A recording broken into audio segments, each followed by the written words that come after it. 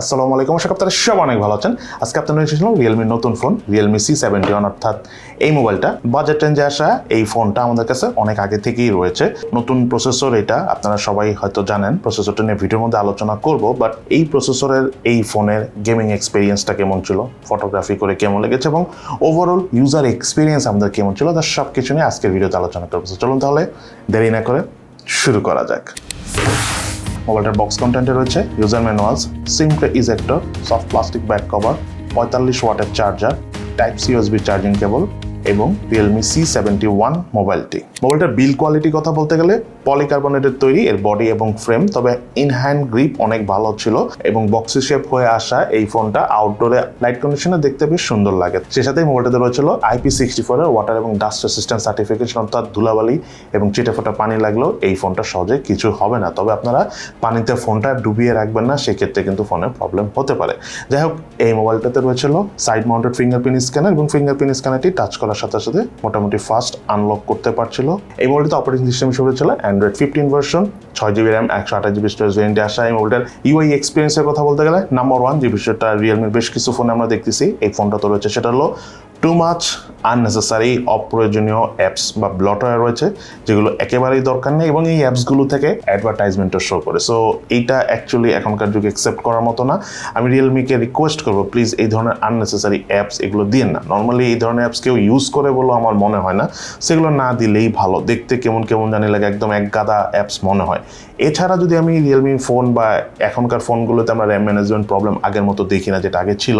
So এই ফোনটা তো আমরা র্যাম ম্যানেজমেন্ট রিলেটেড কোনো ইস্যুস পাই নাই, ইনফ্যাক্ট আমরা হেভি মাল্টিটাস্কিং করেছি তখনও। সেই সাথে মোবাইলটা যদি আমি থিকনেসের কথা বলতে চাই, এই মোবাইলটার থিকনেস হলো 7.79 মিলিমিটার এবং ওয়েট হলো 196 গ্রাম। ফোনটার ওয়েট অনেক বেশি হলেও ওয়েট ডিস্ট্রিবিউশন ঠিকঠাক হওয়ার কারণে বেশ কমফোর্টেবলভাবে সিঙ্গেল হ্যান্ড ইউজ করা যায়।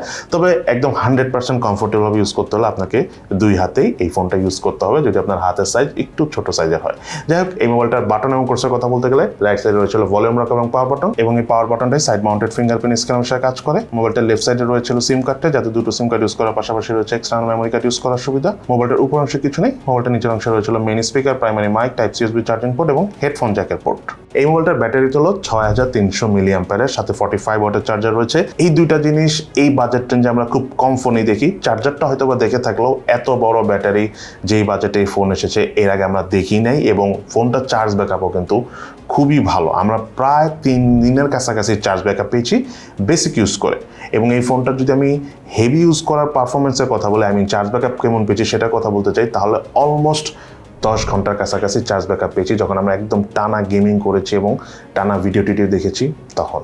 দেন এই মোবাইলটার রিয়ার প্যানেল হয়েছিল 50 মেগাপিক্সেলের একটাই ক্যামেরা, এবং ক্যামেরা দিয়ে তোলা ছবির পারফরমেন্সের কথা বলতে গেলে ছবি তোলার পর ছবির প্রসেসিং অনেক সুন্দর। আপনাদের কাছে ছবিগুলো দেখতেও বেশ ভালো লাগবে। এই বাজেট রেঞ্জের অন্যান্য ফোনের থেকে এর ক্যামেরা পারফরমেন্স ওভারঅল সন্তুষ্টজনক। মেইনলি ছবি তোলার পর ছবির ডিটেলস অনেক ভালোভাবে না ধরে রাখলেও হালকা একটু ব্রাইটার টোন প্রোভাইড করতেছিল, মাঝে মাঝে কিছুটা স্যাচুরেশন দিচ্ছিল, তবে স্যাচুরেশনটা ব্যালেন্স, দ্যাটস ওয়াই বেশ ভালো লেগেছে। তার পাশাপাশি ফোনটা দিয়ে 1080p 30fps ভিডিও শুট করা যায়। ভিডিও পারফরমেন্স অ্যাজ ইউজুয়াল এই বাজেট রেঞ্জের অন্যান্য ফোনের মতো। দেন এই মোবাইলটা রয়েছিল 5 মেগাপিক্সেলের সেলফি ক্যামেরা। সেলফি ক্যামেরাটা 8 মেগাপিক্সেলের হওয়া উচিত ছিল, তবে স্টিল এই সেলফি ক্যামেরাতে আমরা আউটডোরের ছবি তুলেছি। এবং আমি সেম কথাই বলবো, এই মোবাইলের ব্যাকগ্রাউন্ড প্রসেসিং অনেক ভালো, দ্যাটস ওয়াই সেলফি ক্যামেরাতে তোলা ছবিগুলো আমাদের কাছে ওভারঅল বেশ ভালো লেগেছে যদি আমি এই বাজেট রেঞ্জের অন্যান্য ফোনের সাথে কম্পেয়ার করি। তাহলে সে সাথে মোবাইলটাতে ক্যামেরা টু API সাপোর্ট রয়েছে, সো আপনি চাইলে ইন ফিউচারে এই মোবাইলটাতে ম্যানুয়াল ক্যামেরা অর্থাৎ জিক্যাম ইউজ করতে পারবেন। এই মোবাইলের ডিসপ্লেটা হলো 6.72 ইঞ্চি সাইজের IPS LCD প্যানেলের ডিসপ্লে, 120 রিফ্রেশ রেট রয়েছে, এবং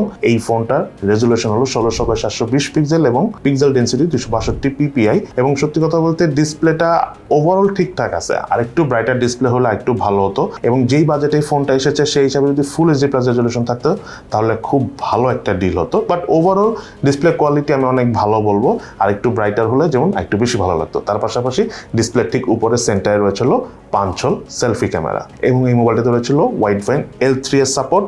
এইটা একটা বিশাল ল্যাকিংস, ওয়াইড ভাইন L1 এর সাপোর্ট থাকলে বেশি ভালো হতো। যাই হোক, এই মোবাইলটাতে প্রসেসর হিসেবে রয়েছিল ইউনিসাকে T7250 প্রসেসর। এবং 4G প্রসেসরের ট্রানজিস্টর সাইজ হলো 12 ন্যানোমিটার এবং জিপিইউ হিসেবে রয়েছিল মালি G57।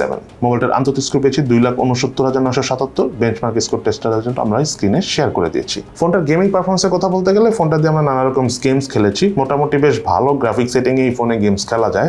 ইউনিসকের যে আগের প্রসেসরগুলো ছিল তার থেকে এটা একটু polished processor, that's why graphical quality একটু ইমপ্রুভ হয়েছে অন্যান্য ইউনিসকের প্রসেসর থেকে। আর আগেও আমরা ইউনিসকের টি সিরিজের প্রসেসরগুলোতে দেখেছিলাম যে ভালো গ্রাফিক সেটিংয়ে খেলা যায়, তো এটা তো আমরা খেলেছি এবং ওভারঅল নট ব্যাড, মানে এই বাজেট হিসেবে ঠিকঠাক আছে। ল্যাগটাকে দেখা পাওয়া যায়, লং টাইম গেম প্লে করলে হালকা হিটও হয়, বাট সেটা একসেপ্ট করার মতো বাজেট হিসেবে যদি চিন্তা করি। তার পাশাপাশি অ্যাশওয়ার গেমসটা আমরা খেলেছি, কালার ডিটেলসের একটু ঘাটতি ছিল, বাট ওভারঅল ঠিকঠাক আছে, গেম প্লে করে ভালোই লেগেছে এই বাজেট রেঞ্জের এই ফোন হিসেবে। দেন এই মোবাইলটার প্রাইসের কথা বলতে গেলে এই ফোনটা 4/128GB এবং 6/128GB দুটো ভেরিয়েন্টে এসেছে। তার মধ্যে 4/128GB স্টোরেজ ভেরিয়েন্টের প্রাইস হলো 14,999 টাকা এবং 6/128GB স্টোরেজ ভেরিয়েন্টের প্রাইস হলো 15,999 টাকা। সো এবার চলুন এই ফোনটা ইউজ করতে যে কোন বিষয়গুলো আমাদের ভালো লেগেছে এবং কোন বিষয়গুলো আমাদের ভালো লাগেনি সেটা আপনাদের সাথে একটু শেয়ার করি। প্রথমে যদি ল্যাগিংসের কথা বলতে চাই, নাম্বার 1, ফোনটার ডিসপ্লেটা আরেকটু ব্রাইটার হওয়া উচিত ছিল। আউটডোরে আমরা আরেকটু কমফোর্টেবল ইউজ করতে পারতাম, আউটডোরে আমাদের কাছে ব্রাইটনেস একটু কম মনে হয়েছে। তার পাশাপাশি এই ফোনটাতে টু মাচ আননেসেসারি অ্যাপস রয়েছে, টু মাচ বলতে অনেকই বেশি, এবং অ্যাপসের মধ্যে থেকে অ্যাডভার্টাইজমেন্টও শো করে। এই জিনিসটা যদি না থাকতো তাহলে এই ফোন হিসাবে এটা অনেকই ভালো লাগতো। সেই সাথে ফোনে থাকা সেলফি ক্যামেরা 5 মেগাপিক্সেলের জায়গায় যদি 8 মেগাপিক্সেল হতো খুবই ভালো হতো, এবং এই মোবাইলে যদি ওয়াইড L1 এর সাপোর্ট থাকতো তাহলে বেশি ভালো হতো, আমরা ওটিটি প্ল্যাটফর্মে ফুল এইচডি প্লাস রেজলিউশনে ভিডিওগুলো দেখতে পারতাম।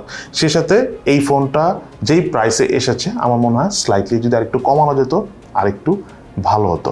তাই এই মোবাইলটা যদি আমি ভালো দিকের কথা বলি, ফোনটার বিল্ড কোয়ালিটি আমার কাছে অনেক ভালো লেগেছে, যদিও পলিকার্বনেটের তৈরি, বাট বেশ শক্তপোক্ত এবং হ্যান্ডি, এবং ওয়েট ডিস্ট্রিবিউশন একদম পারফেক্ট লেগেছে আমার কাছে, দ্যাটস ওয়াই হ্যান্ড গ্রিপ করে ভালো লেগেছে। তার পাশাপাশি বিশাল ব্যাটারি রয়েছে 6300 mAh এবং 45 ওয়াটের চার্জার থাকার কারণে দ্রুত চার্জও হয়ে যায়। সো আলটিমেটলি একটা বিশাল চার্জ ব্যাকআপ পাওয়া যায়। যারা এক্সট্রিম ফোনে কথা বলেন, এক্সট্রিম ভিডিও দেখেন, মানে মিডিয়া কনজিউম করেন, তাদের জন্য এটা one of the best steal হবে।